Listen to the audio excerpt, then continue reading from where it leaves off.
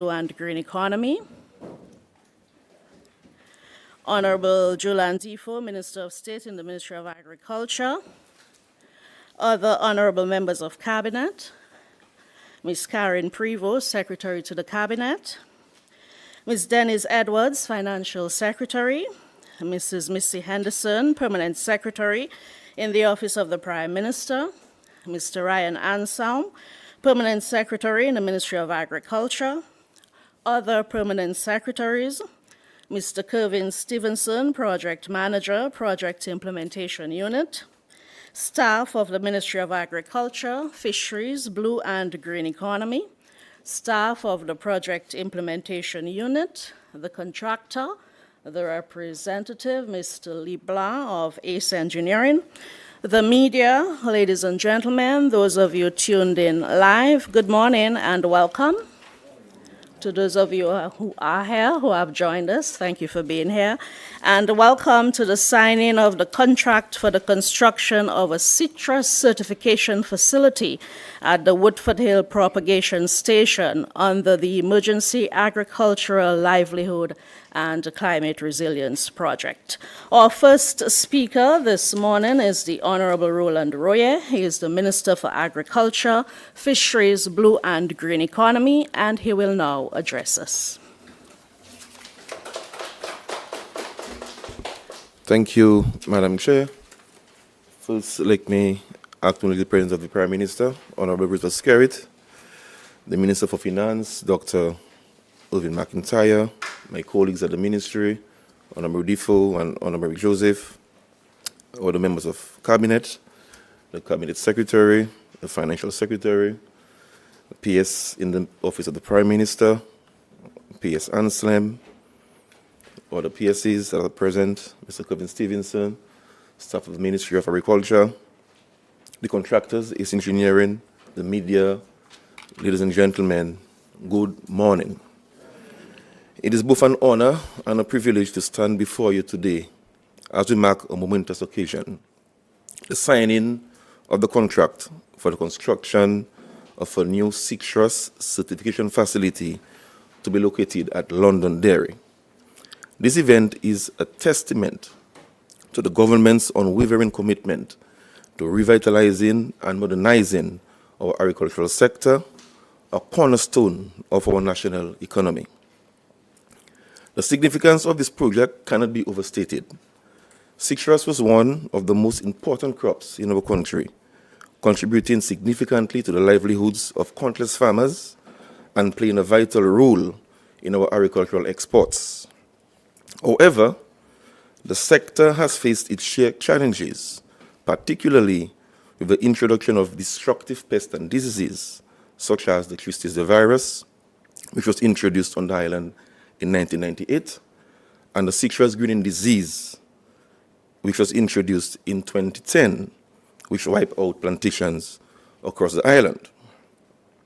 In addressing these dreadful diseases, the ministry started a citrus certification program, which triggered some growth in the subsector. Soon after, the industry was again affected by Hurricane Maria, which destroyed approximately 90% of the citrus plantations on island and brought destruction to the citrus certification facility, which was located at the Botanical Gardens. The loss to that facility dealt a severe blow to our capacity to ensure the quality and certification of citrus plants. Notwithstanding the setbacks, the ministry was proactive in establishing a temporary facility at the 1 Mile Agricultural Station, where we are currently propagating 100,000 citrus seedlings, which is highly commendable. Today, we take a bold step forward to rebuild what was lost and to build it even better. This new citrus certification facility will not only restore our certification capabilities, but also enhance them, aligning with international standards and strengthening the resilience of the citrus industry.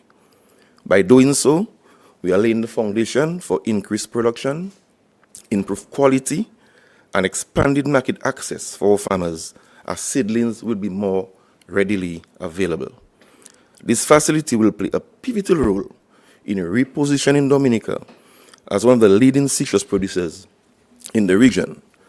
And this is very important because as we speak, there are countries in CARICOM and even OECS that cannot produce citrus and are importing the citrus fruit from Europe.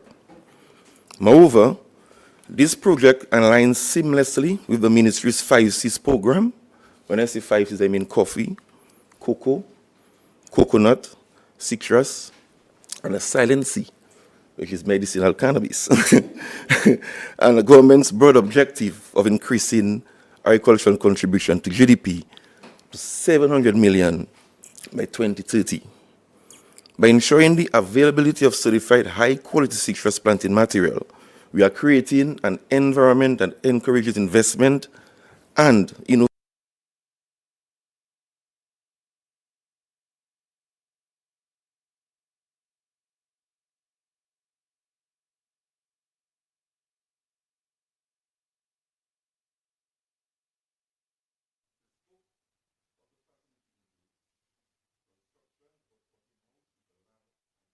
Space, construction and installation of cold and warm room, supply and installation of greenhouses for propagation and germplasm, installation of necessary lighting, plumbing, heating, ventilation and air conditioning amenities and fixtures, construction of a wheel bath, construction of fencing, and construction of water supply, storage, and irrigation facilities.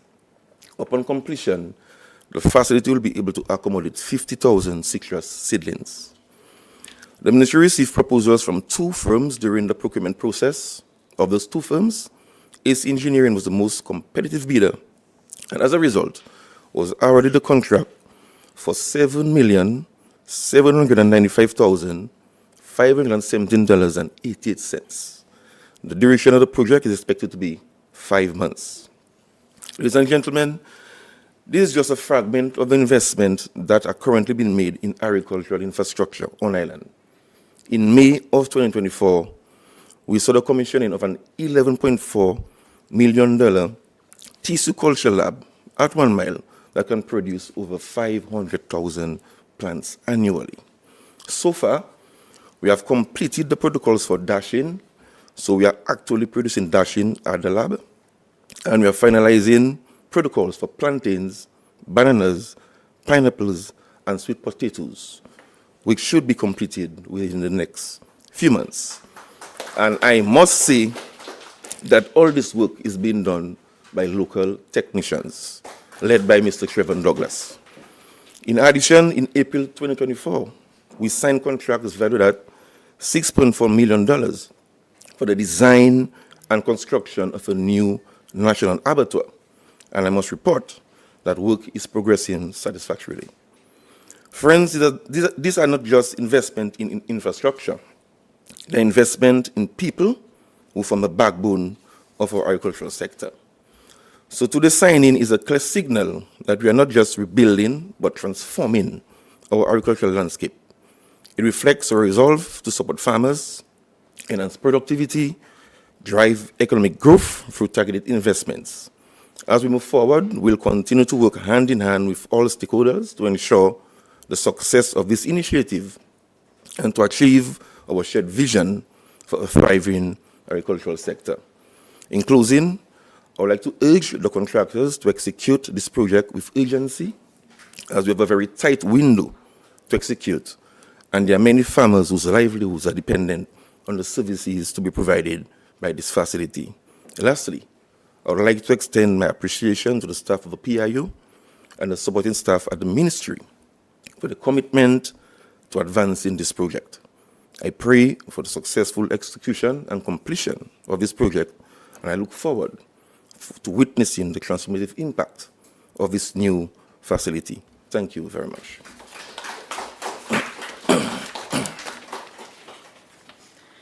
Thank you, Minister, for this overview of the project and for outlining the details on this over $7.5 million intervention, and of course reminding us of the other significant interventions ongoing within this sector. I now invite the Honorable Dr. Irvin McIntyre, who is the Minister responsible for Finance, and he will now address us. Thank you very much. Let me first recognize the Honorable Roosevelt Skerrit, Prime Minister, Minister for Investment and Governance, Honorable Roland Roy, Minister for Agriculture, Fisheries, Blue and Green Economy, Honorable Julian Defoe and Honorable Lakia Joseph, other Honorable Members of Cabinet, Ms. Karen Prevost, Secretary to the Cabinet, Ms. Denise Edwards, Financial Secretary, Missy Henderson, Permanent Secretary in the Office of the Prime Minister, Mr. Ryan Ansem, Permanent Secretary in the Ministry of Agriculture, other Permanent Secretaries, Mr. Kevin Stevenson, staff of the Ministry of Agriculture, Fisheries, Blue and Green Economy, staff of the Project Implementation Unit, contractors, the media, ladies and gentlemen, pleasant good morning to everyone gathered there today. Yes. It is a pleasure for me to share remarks on this occasion. The signing of this contract for the construction of the citrus certification facility is integral to our government's vision of providing greater prominence to the agricultural sector in our continued development, which has been clearly articulated in my budget address over the past 2 years. And here I wish to quote, our goal is to increase agricultural production to GDP to 700 million by 2030. Our Agricultural 2030 plan will focus on, firstly, increasing production of agricultural produce, horticulture, and fishing in an attempt to eliminate the need for importation and to increase exports, bearing in mind that the importation of fruits contributes significantly to our food import bill. Secondly, to enhance the Nature Island brand and expand market share locally, regionally, and internationally. And thirdly, increase agro-processing output to add value to our agricultural produce. I'm also aware that the Ministry of Agriculture has prioritized the 5 Cs, which was mentioned earlier, citrus, cocoa, coconut, coffee, and cannabis, for focused attention and development. The cultivation and processing of citrus supports the government's drive to reduce consumption of imported sugary beverages in favor of locally produced juices, thereby targeting the prevalence of chronic non-communicable diseases, which we know is posing a major threat to our productivity as a nation. The contract of $7,795,514.88 being signed today represents our ongoing commitment to achieve our shared vision for a more productive agricultural sector, which not only contributes significantly to economic growth and development, but also addresses our national food security. Our citrus industry has been challenged very severely by climate change and associated pest and disease. The citrus tristeza virus and the citrus greening disease has dealt us a heavy blow. These are 2 destructive and costly diseases to manage. It has taken persistent effort by this government to rehabilitate and sustain a resilient citrus industry. The National Resilience Development Strategy, the NRDS, is very pointed on the expected contribution of the agricultural sector to export earnings and national food security. In neighborhoods with adequate land, a citrus tree, especially limes, would be planted in close proximity. Some of us may recall the days of Elrose Company Limited that purchased, processed, and exported our limes and byproducts. While structural challenges, climate change, and pest diseases hampered our efforts, we are confident that this component of the citrus rehabilitation project will help eradicate disease-causing organisms from existing local citrus varieties and will facilitate mass propagation of disease-free and disease-resistant cultivars. Our collective vision is to build Dominica as a model for resilient nation building. Our aim is to make Dominica the first climate-resilient country in the world. We have pursued this ambition in every facet of or sector of the Dominican society. We have made tremendous progress since the passage of Hurricane Maria in 2017. This project is just another example of our ongoing pursuit for a resilient Dominica, where our people can live peacefully with a sense of security and safety. I thank you.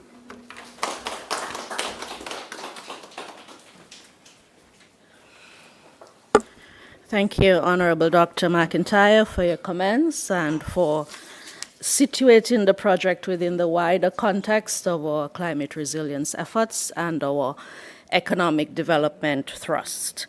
At this point, we have with us the Honorable Roosevelt Skerrit, Prime Minister, and we now invite the Prime Minister to address you.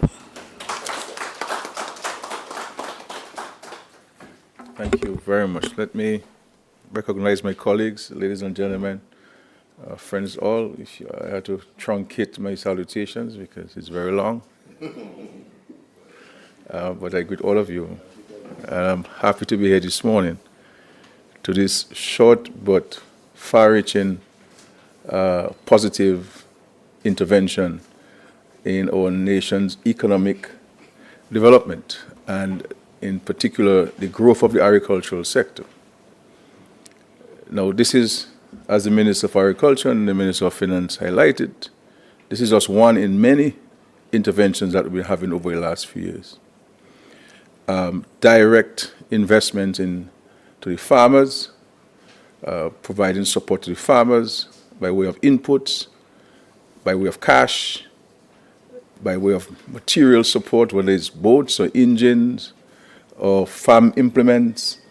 We've been spending millions of dollars in the agricultural sector in the last few years. And sometimes we don't speak about these things sufficiently. And today we're here to sign a contract for $7.7 million. That is going to go directly to the continued rehabilitation and expansion of the citrus subsector in Dominica. Citrus, you have a great opportunity as farmers to make money out of citrus. And I'll give you a story of a man from Paybush who was into construction. And he said, he heard me speak about planting limes, growing limes. And he decided to try it out. And today, and for the last several years, he's only specializing in lime production. And he's making a modern, decent living in only producing limes in Paybush, in the Beauplan area. And so there are opportunities in the citrus industry. There are opportunities in agriculture. And I believe that what we need in agriculture is more private sector investment. Government now is the largest or the most significant investor in agriculture. Agriculture is duty-free. It is tax-free. Nobody pays income tax on agricultural income. Nobody pays duties on agricultural implements. In respect to a vehicle, I think you pay what? Is it the VAT or the excise tax? The VAT? Excise tax only. You get the VAT, that's correct? The VAT and import duties. Excise and import off. So you only pay 15% on the vehicle.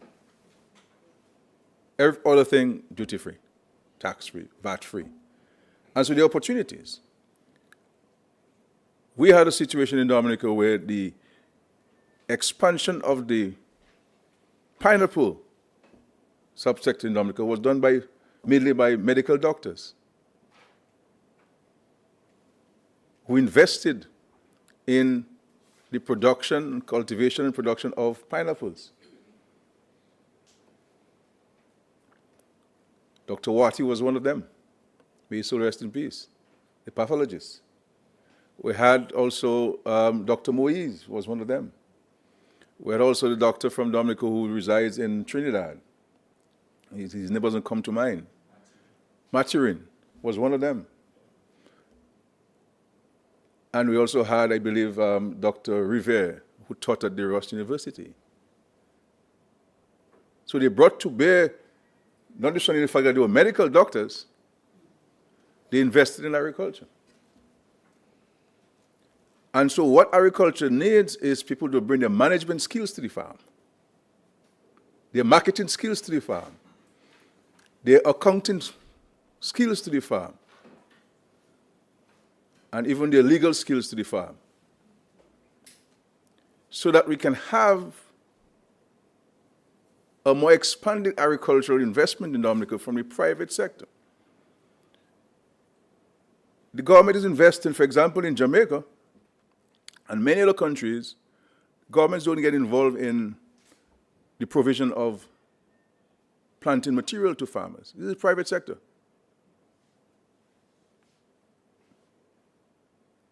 In developed countries, no government owns any citrus certification facility, owned by the private sector. And no government owns a farm. So when we build this facility, our hope would be that some group or some individual from the private sector will step forward and say, look, I would like to manage it. Similarly to abattoir, we're spending how many millions now, Minister? 6.4 million on the complete rehabilitation of the abattoir. Now check how much money we spend on importation of chicken parts in Dominica and also pork. So herein lies an opportunity that you in the private sector, you don't have to invest in infrastructure. That's already done by the government.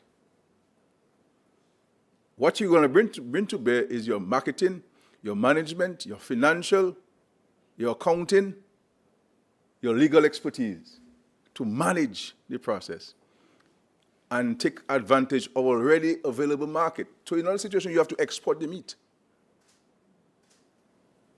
Chickens are grown here, the abattoir is here, and the market is here in Dominica. Similarly, we have built a coffee processing plant. Coffee is in high demand. We have particular special types of coffee in Dominica that, if properly processed, can fetch a pretty high price, a premium price, because of the quality of the coffee.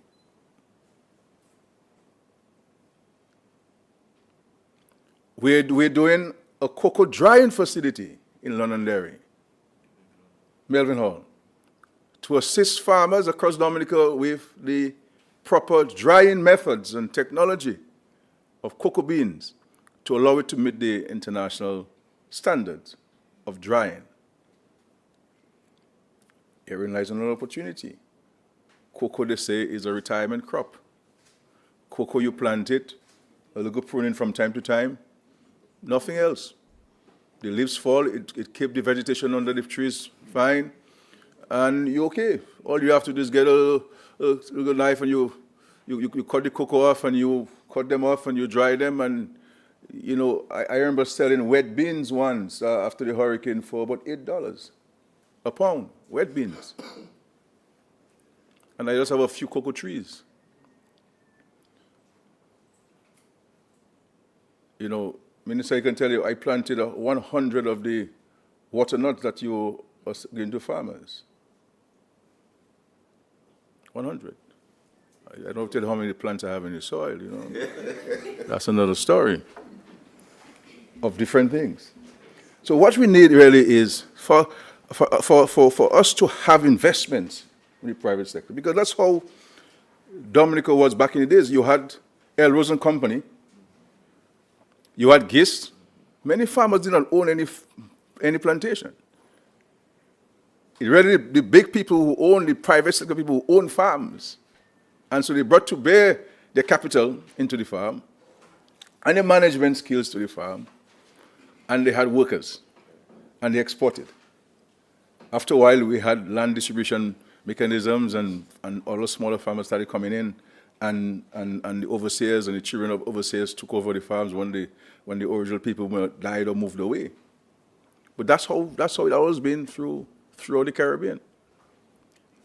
And so for us to get to the level that we want to get, and of course we've set a target of $700 million contribution of agriculture to the GDP by 2030. It's a lofty and ambitious goal. But if you don't set high goals for yourself, you won't achieve anything. And all of the interventions of the government are geared towards inching towards that $700 million goal. So we put in the infrastructure, we're mobilizing the resources, improving farm access roads, But what we're also going to need in the country is consumption. We have a choice to make in terms of what do we purchase on the shelves of the supermarkets. Do we make a conscious effort to buy the local juice or juices? Do we make a concerted effort to buy the locally produced chicken parts? Whether it's from the abattoir or from Dr. George, who is a medical doctor, by the way, who is one of the major investors in poultry parts and doing a fantastic job. The quality of his packaging, the quality of his meat is exceptional. And it gets it easier to your plate, faster to your plate than that which you buy from Portsmouth in the United Kingdom. Better quality, less antibiotics. So we have an opportunity. So it is always easy for people to say what the government should do or what should be done in the country and so on. But we have to start looking at the opportunities that are available to us. And how do we position ourselves to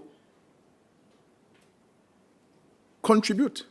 And we don't have to have degrees in agriculture to grow food. All of the farmers don't have degrees in agriculture to grow food. The main producers of food. You have to see the opportunity and position yourself to get advantage of the opportunity. So we have opportunities there.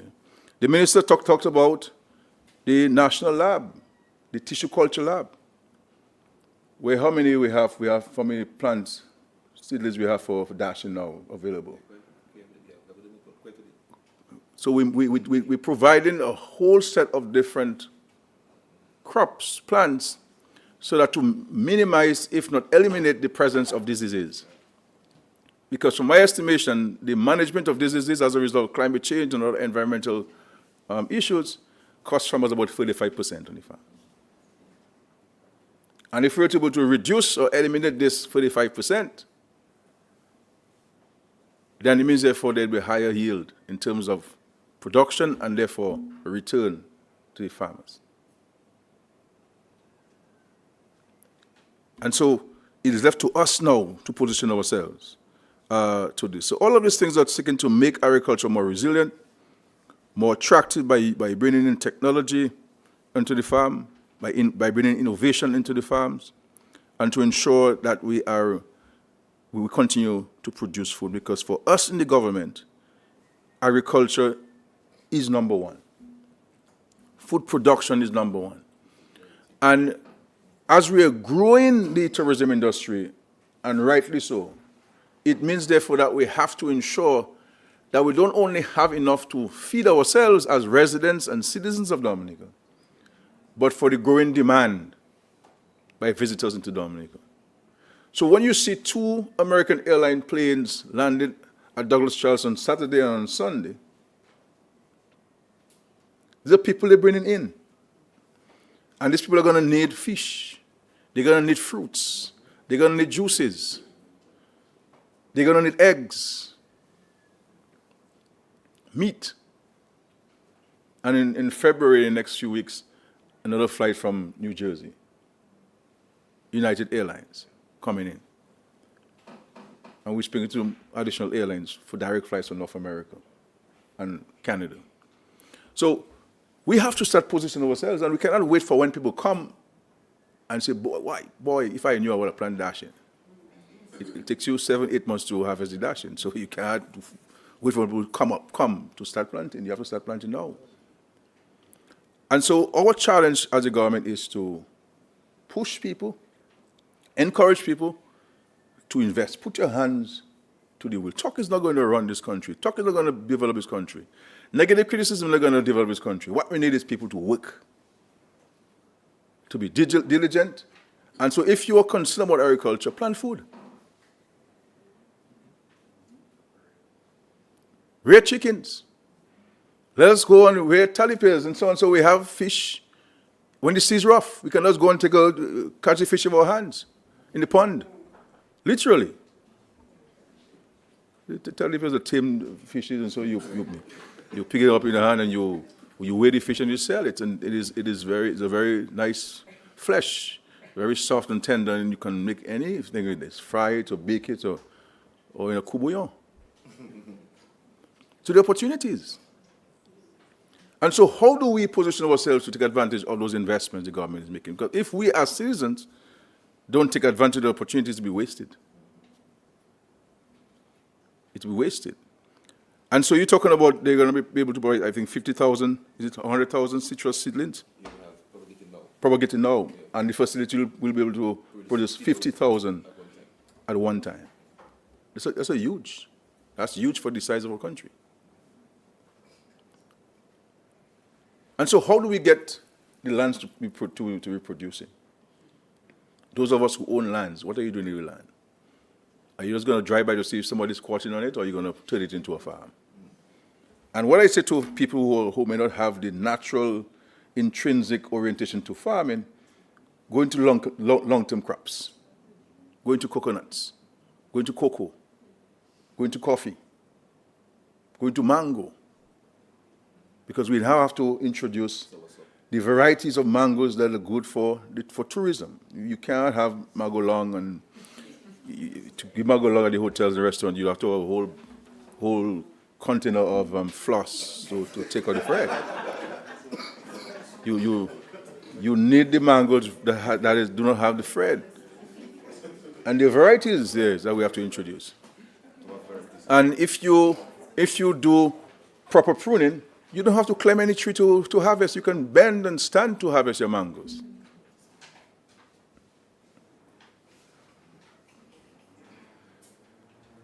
Dragon fruit. Low maintenance or no maintenance. Go on the shelves in Dominica and tell yourself how much is a pound of dragon fruit in Dominica.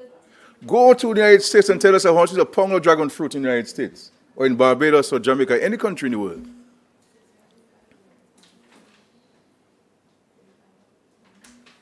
I grew them at Mount Daniel.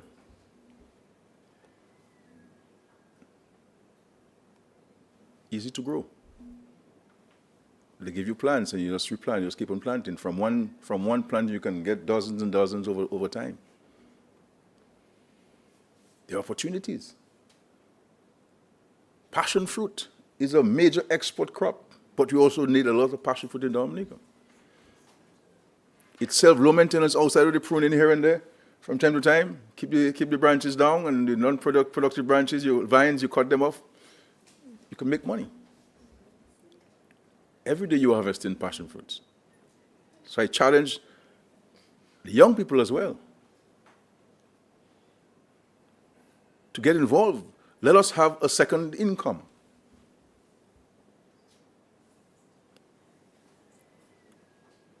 We can't, if we're to build this country and build ourselves, we can't work 8 to 4. What do we do with 16 hours of the day that the Lord has given to us? We sleep for 16 hours? I mean, if you're going to sleep for 16 hours, you have a problem. We have a problem. So we have to wake up early in the morning and go to bed later in the night and work, and you have an opportunity to have a second income. And how do we position ourselves to take advantage of it? Are we going to get a proposal from a private sector consortium of an accountant, a lawyer, a marketing person, maybe an agronomist, to say, well, Minister of Agriculture, I would like to manage the citrus facility and sell the plants to the farmers? The government can partner with you. You can say, okay, well, we have a subsidized program where we'll subsidize the plants to farmers at $5 on the plant, and you'll sell it for $15, and you can make a profit out of that. A management contract. Likewise, the abattoir. We've said many times in successive budget addresses, offering for a private sector entity to take over the abattoir. Because I always believe that governments should never be owning these facilities. It's for private sector. Government has to set the framework and the facilitation mechanisms in place, and that's what we've been doing. But we find ourselves having to manage this facility. And the reality is, governments everywhere in the world will never be able to manage its facilities properly. Because governments around the world are not wired for such. Because governments really have 4 basic responsibilities: primary health care, basic education. That's why when you got to age 16, they put you out of school back in the days. Because basic education. That's why most of us never went to secondary school. Because high school was not basic education, it was primary school.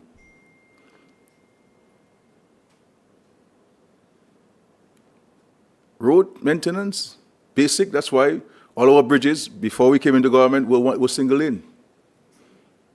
All the bridges in Dominica were single lane before I became Prime Minister. The exception of which one? The one in Belfast? Give me a break. Which one? The one in Belfast we're talking about? That was constructed with a wrong approach. I mean, so we can check away and say, no, which one? And tell me which one from Portsmouth to Marigot.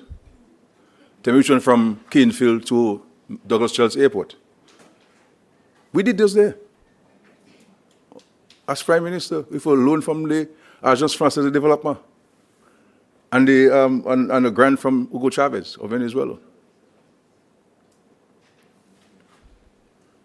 I'm not only a historian of ancient history, but I'm also a historian of contemporary history, a student of contemporary history. Which ones?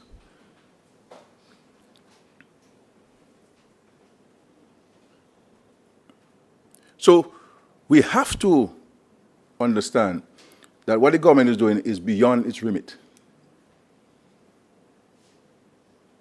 And how do we now get the private sector to use the money it has in the banks and the monies they make out of Dominica that are in foreign banks to come to the Caribbean and to invest and to create jobs?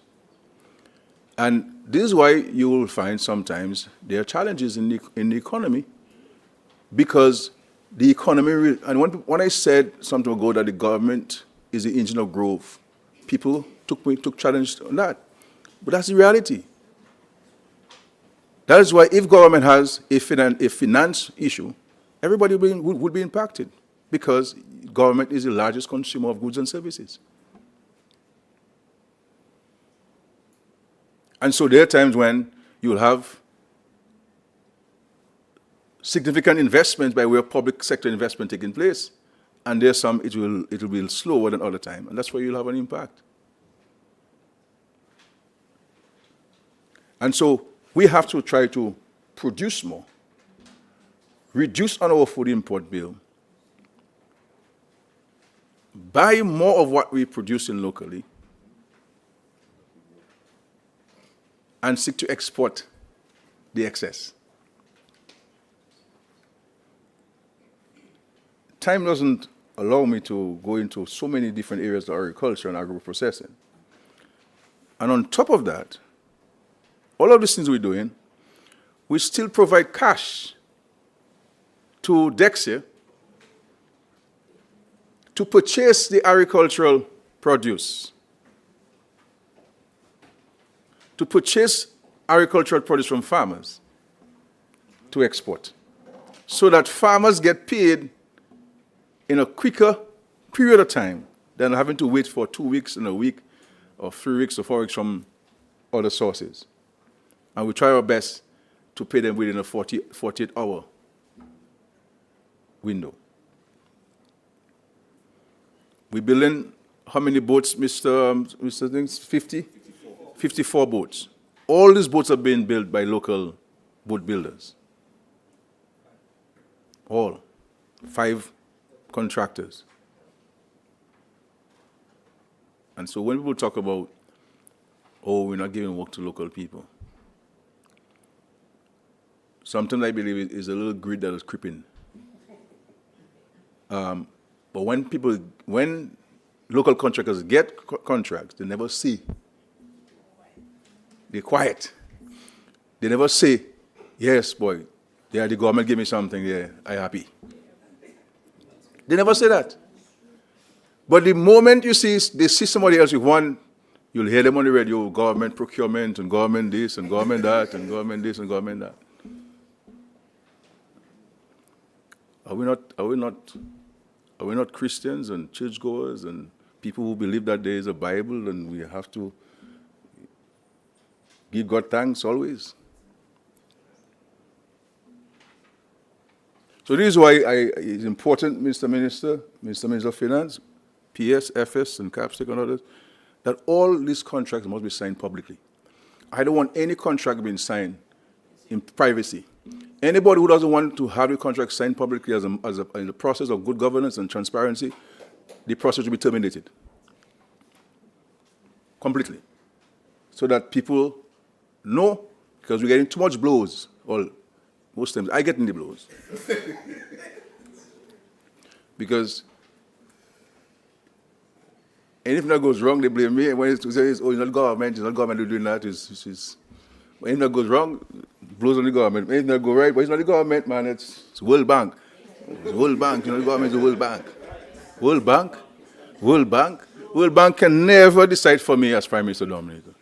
And they know that. I've said so publicly to them. They can never decide. No government in the world can decide for us in this country. No. Never, never, and you know that.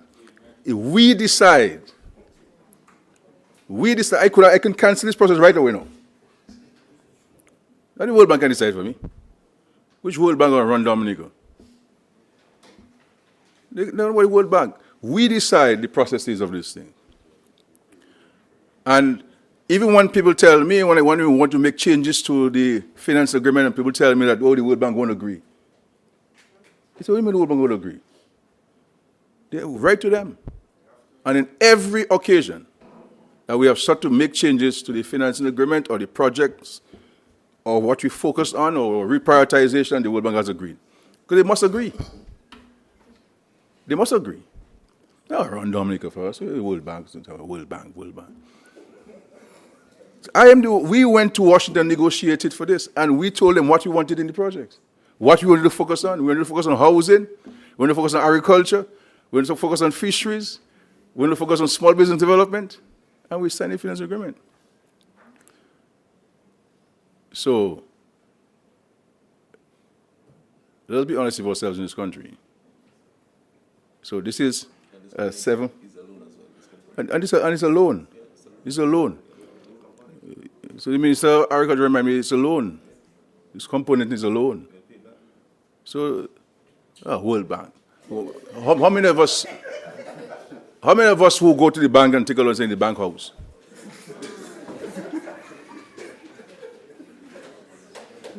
How many of us put in an NBD sign outside our house? House owned by NBD. No, our house, my house. But we owe the bank.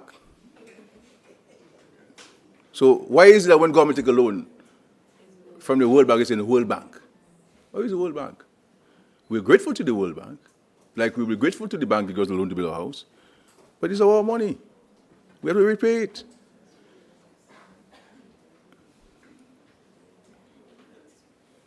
We have to repay it. So don't come to our World Bank and because the World Bank. And every contract, most contractors now in Dominica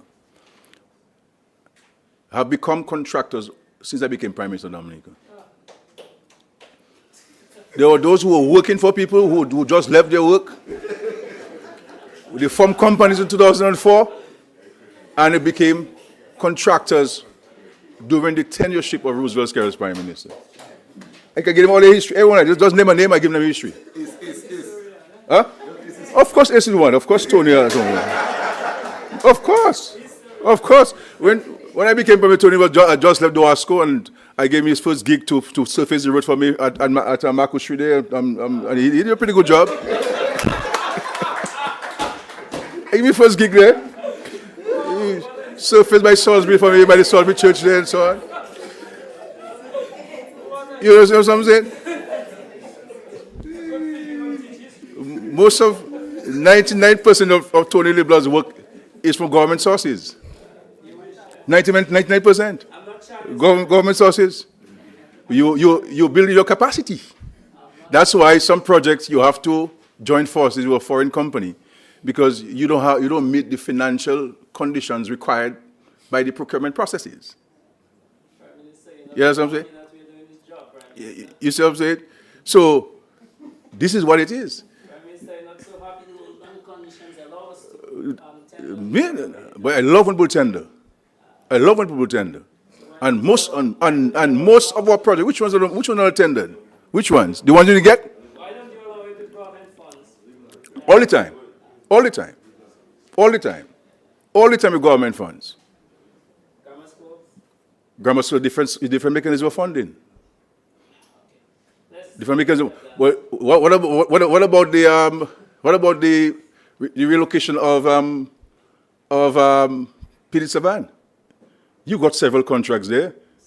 Several. One of them ended in Well, that's why you doesn't matter which arbitration, but you got it. We won it. You got it. You got it. You got the contract. So if you're honest to yourself, you will understand that this government has done a lot for this country. This government has helped build capacity. This government has given people the capacity, the ability to get contracts and to do work in Dominic. And so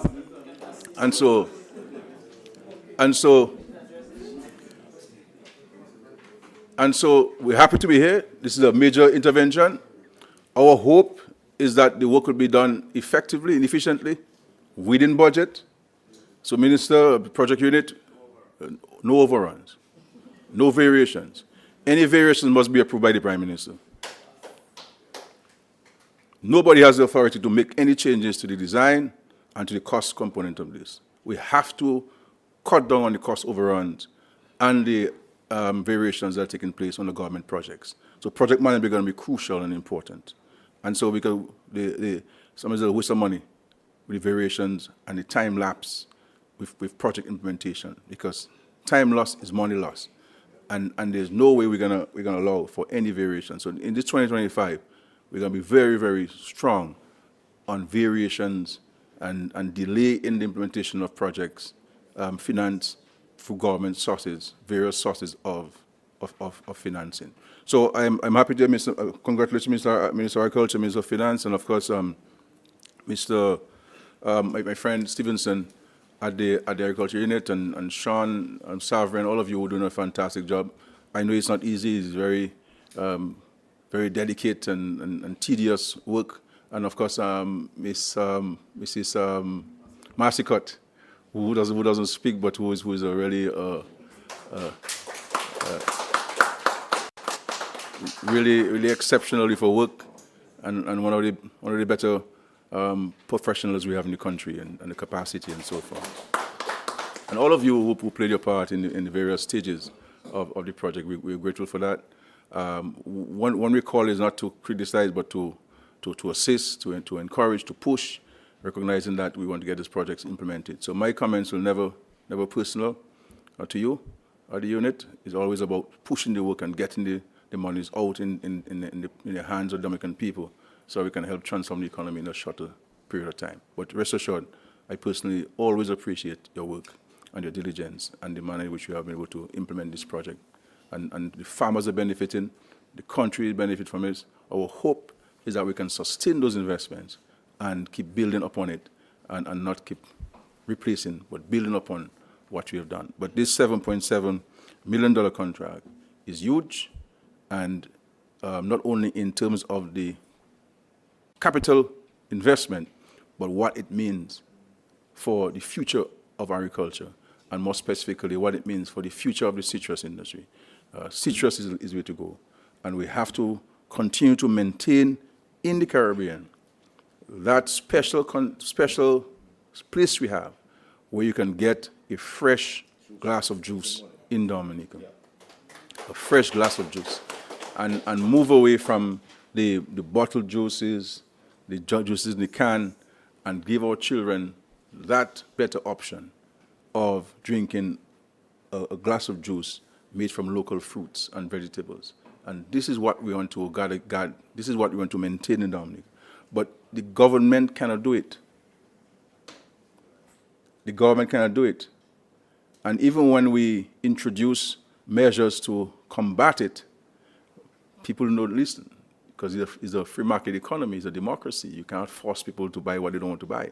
And therefore, it is left to our individual consciousness as to what's going to be our contribution towards our economy and how are we going to help the farmers. And the only way we can help the farmers, in Dominica, by buying what they grow and what they have to sell. That's the only way. Talking about agriculture is not going to help you. And we ourselves, who have the ability, now everybody has the ability towards this. So I don't want to say everybody must be a farmer in Dominica. That doesn't make sense. But those of us who have the capital investment, who have the management skills, who have the knowledge and so forth, should be involved in agriculture in one way or the other. You don't have to plant yourself. Most farmers in the world don't plant anything, but they are farmers. They own farms, and we have to continue to look at farming as an investment. And all of these things I mentioned there, the cocoa facility, the citrus certification facility, the abattoir, all of these things are available for private sector partnership, private sector management, and to ensure that we can sustain this with proper management and technical expertise to run this. Thank you. Again, I want to recognize the efforts, and of course the PS Agriculture, I want to recognize the efforts. I wish you, I wish the Ministry of Agriculture all the best. The Ministry of Agriculture and the Ministry of Agriculture and Fisheries has my 100% support in advancing the agricultural and fisheries sector, because I believe that agriculture must continue to be the #1 priority for our country. We will never diversify away from agriculture, never in this country, and agriculture has to be at the center of what we do, we have to do, and every other industry, every other sector is to add value to agriculture and to benefit from agriculture. And so I don't want anybody to think that because we're making major investments in tourism, we're moving away from agriculture. No. For us to help agriculture, we must grow tourism. Because we need increased consumption. More people come, more consumption. More consumption means more money. More money means more revenue. More revenue means better services to the people of Dominica. And that's how we go about it. And so this is part of the government's strategy. On this. So I want to say to us that we're happy, and we want to thank the World Bank for its partnership over the years. I think we are the poster child of the World Bank in the Western Hemisphere in terms of its engagement and the manner in which we have been able to implement our projects, and the adherence to all the good governance principles. And they do their own auditing. They have their own international firm auditing this project, and at no time have they reported to us that we have infringed on any of the rules, any of the conditions. And this is the same with the IMF, the same with the European Union, with the same with any international partner, and it's the same with the management of our local resources in Dominica. People can say what they want. People can have all kinds of innuendos. But when it comes to the facts are there, that we have been able to manage this country with prudence, with responsibility. We have been responsive, but also very responsible. And this is what we'll continue to do. And this is why we have partners who will continue, notwithstanding the fact that the world has become less of a caring place, that we still have development partners who are reaching out to us and working with us to help us build this economy and to bring better opportunities for people. And so let us go forward as a nation. This year should be a year that we should focus on implementation, advancing the economy, and engendering a greater level of unity in our country, working together, a greater spirit of denouncing any body or individual who seek to besmirch and deny our country of its opportunities and to undermine this country. Because at the end of the day, people, when Hurricane Maria came, I was the only one affected.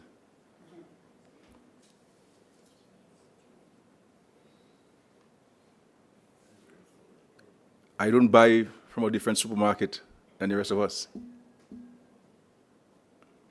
Neither do I get tax-free shopping in Dominica.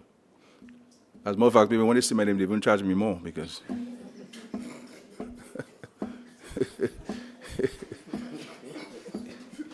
You understand?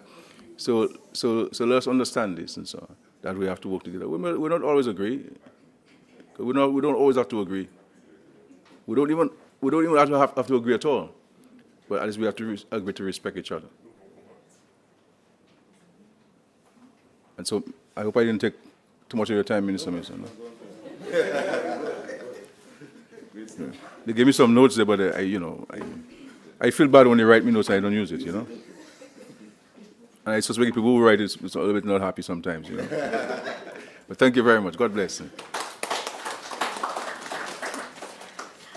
Thank you, Prime Minister, for your remarks. We certainly hear your passion for the agriculture sector and your government's commitment to growing the sector and ensuring national food security. So thank you. An EC 7 million, just over $7.5 million contract has been awarded to ACE Engineering Limited, represented today by the principal, Mr. Anthony LeBlanc, and he will now join the permanent secretary at the front to sign the contracts.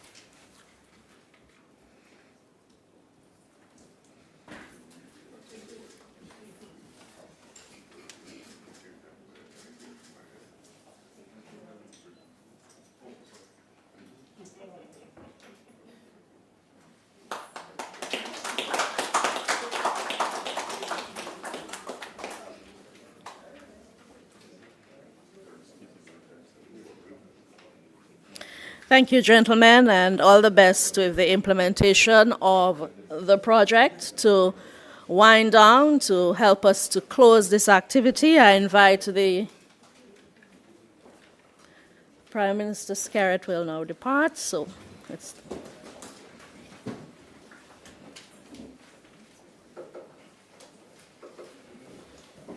As I invite the Permanent Secretary in the Ministry of Agriculture, Mr. Ryan Anselm, to deliver closing remarks.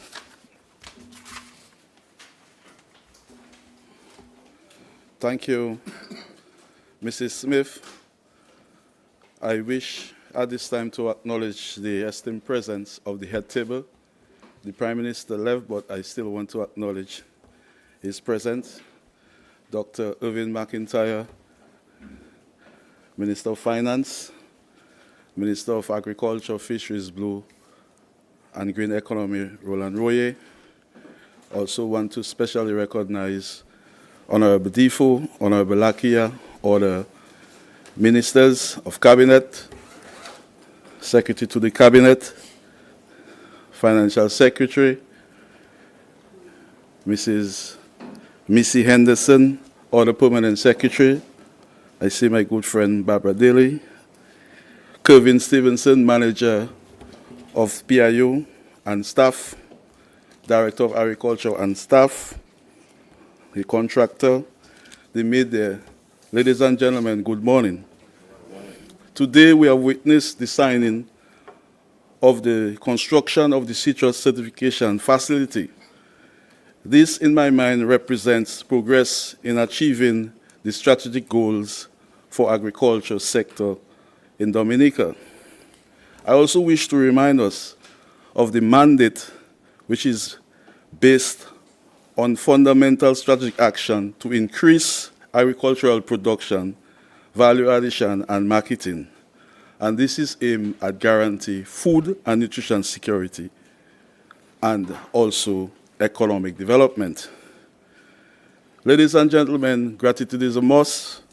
I wish firstly to thank the Honorable Prime Minister for delivering the feature address. The Prime Minister have continuously demonstrated his commitment and support to the agriculture sector, not only through policy support, but also by leading the charge by being the most diversified farmer. The Prime Minister also practiced what he preached. I wish to acknowledge and thank the Honorable Dr.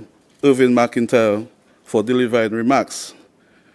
Dr. Mac, I can assure you that we in the ministry remain committed to ensuring that this facility is aligned to the resilient agenda and it will improve lives of our farmers and farm families. So thank you for delivering the address and providing the financing for this project.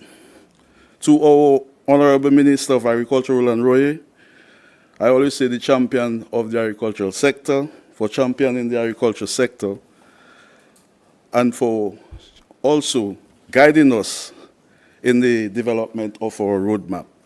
We thank you for your remarks and your steadfast leadership and commitment in moving the sector forward. Acknowledgement and thanks to the Financial Secretary and her staff in finalizing this project. I must say, in record time. Thank you, FS. To the Cabinet Secretary for her guidance, to the Office of the Permanent Secretary, Ms. Missy, and other Permanent Secretaries, thank you for your continued support and for gracing us with your presence here today. To the hard-working Project Implementation Unit, and I believe the Prime Minister did so, but as Permanent Secretary, I want to take the opportunity to thank you for your hard work, your dedication. Kevin, Lisa, Sean, Petra, Joshua, and those that are not here, your work has been tremendous in achieving some of our success. To the staff of the Ministry of Agriculture, our own SAO, Mr. Bertrand, and other staff, I say thank you for remaining committed to the process. To the Masters of Ceremony, always willing and able, Ms. Diane Durant-Smith, for chairing this ceremony. We thank you. To the contractor, we thank you for being here. We do look forward, though, to a partnership which will deliver desirable results because the farmers are waiting for vigorous planting materials. So again, thank you for being here, and we await your finalization of this project. To the media, we always thank you. To those present and those listening through the various social media channels, thank you as well for gracing us with your presence. Let me wish everyone a Happy New Year, but we do it in agriculture style, a food productive New Year. Let's aim to contribute to better food production, better nutrition, better environment, and of course, better life for ourselves, for our families, and everyone. Once again, thank you, everyone. Thank you very much. And our thanks to PS and Salman, to all of you for joining us. Do have yourselves a wonderful weekend. Thank you.